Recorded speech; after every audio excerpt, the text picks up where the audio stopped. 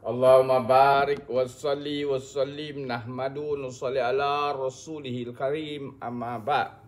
Sayyidina Abu Hurairah radhiyallahu an meriwayatkan sesungguhnya Rasulullah SAW bersabda, bersegeralah melakukan amal sebelum datangnya 7 perkara. Adakah kamu menunggu kemiskinan yang akan menyebabkan kamu lupa segalanya, atau kekayaan yang menyebabkan kamu menjadi lupa daratan, atau penyakit yang akan membinasakan kamu sehingga kamu tidak berdaya untuk melakukan amal, atau tua yang menyebabkan kamu nyanyuk atau mati secara mengejut sehingga tidak berpeluang untuk bertaubat, atau kemunculan Dajjal yang merupakan kejahatan yang tersembunyi yang paling buruk yang bakal muncul, atau kedatangan kiamat yang merupakan perkara yang paling dahsyat dan paling pahit. Tirmizi.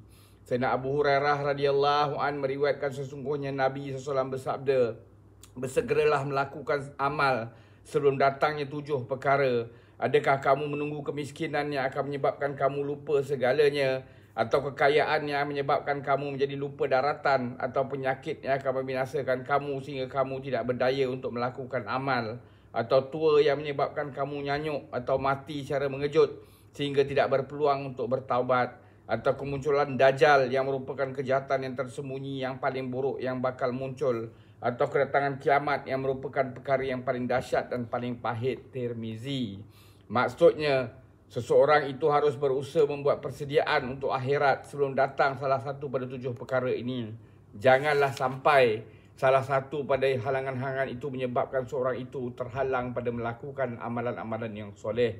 Sayyidina Anas bin Malik radhiyallahu an meriwayatkan bahawa Nabi SAW bersabda, 3 perkara akan mengiringi jenazah, 2 akan kembali dan 1 akan tinggal bersamanya. Yang mengiringinya ialah keluarga, harta dan amalannya. Yang kembali ialah keluarga dan hartanya. Yang tinggal bersamanya ialah amalannya. Muslim.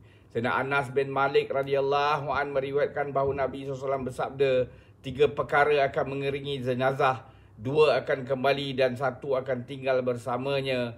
Yang mengiringinya ialah keluarga, harta dan amalannya. Yang kembali ialah keluarga dan hartanya. Dan yang tinggal bersamanya ialah amalannya. Muslim.